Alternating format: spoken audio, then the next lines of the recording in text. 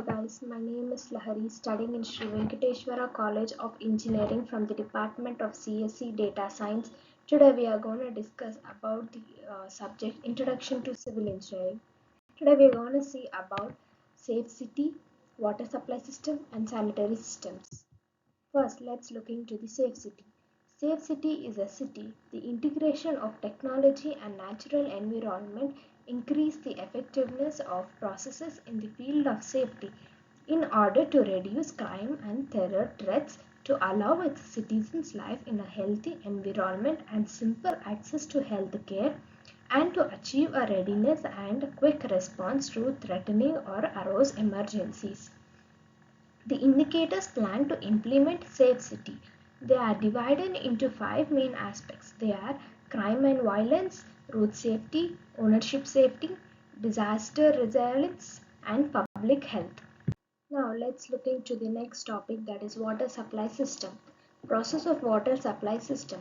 Water is collected from various sources like rivers, lakes, reservoirs and also from the underground sources through digging bore wells. The collected water is then treated in a water treatment plant.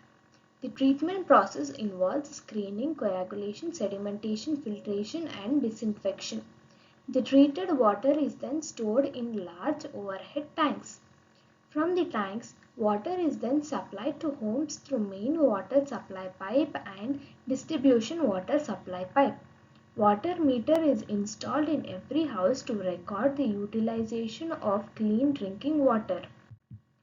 We have to see to it that usage of pumps is limited in the water supply system and take the help of gravity for the entire process. Next, water treatment steps. Coagulation is often the first step in water treatment. During coagulation, chemicals with a positive charge are added to the water.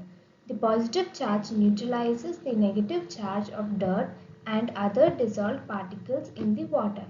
When this occurs, the particles bend with the chemicals to form slightly larger particles.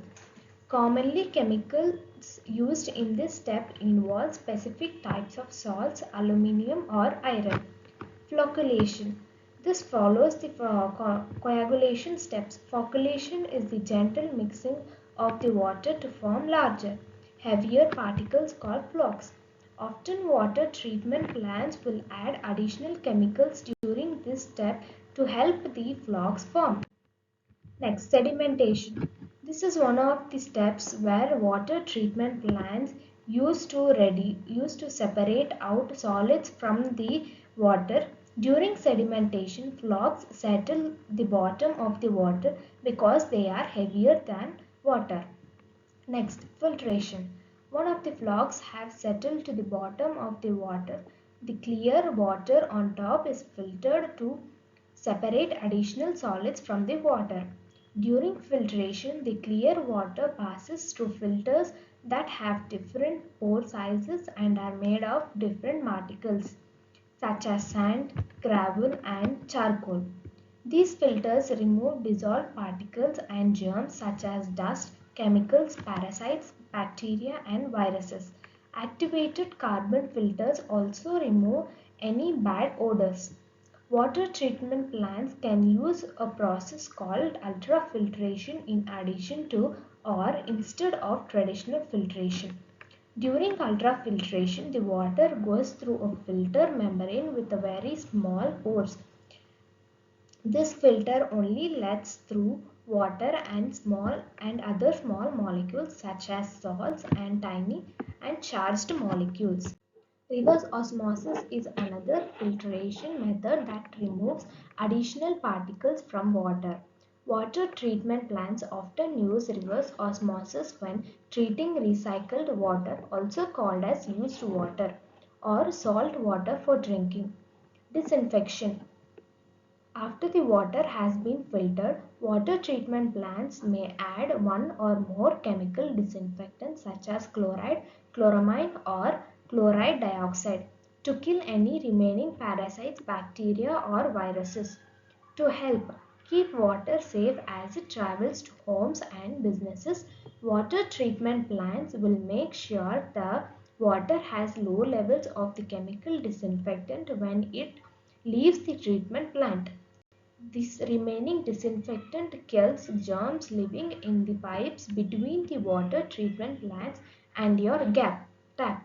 Now let's look into the next topic, that is sanitary system. Sewage system, or more commonly known as sewage, is the infrastructure that uses sewers to transport sewage or surface runoff like stormwater, meltwater and rainwater.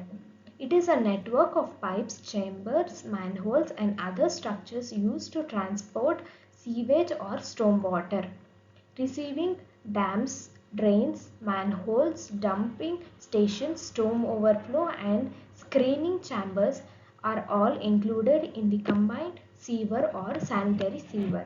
When sewage enters a sewer treatment plant or is discharged into the environment, it is considered to be terminated. Now let's look into the types of sewage system. There are three types of sewage system. They are sanitary sewers, storm sewers and combined sewers. First, let's look into the first type of sewage system, that is sanitary sewers.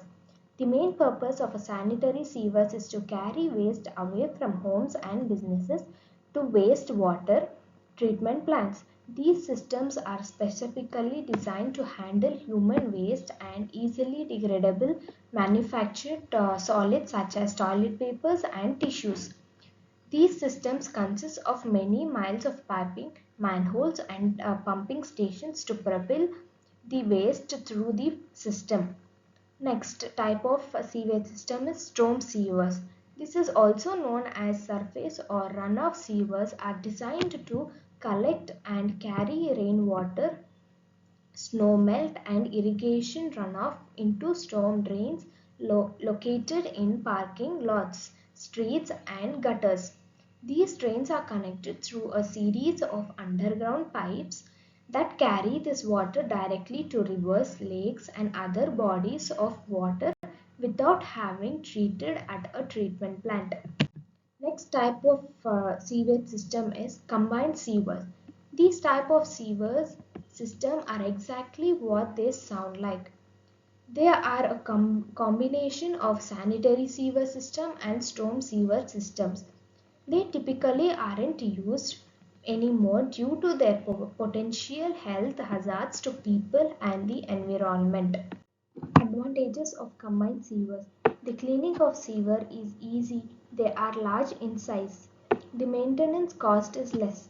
The storm water reduces the strength of sewage by dilution. The self-cleaning velocity is easy achieved. This system requires only one set of sewers, thus it becomes economical.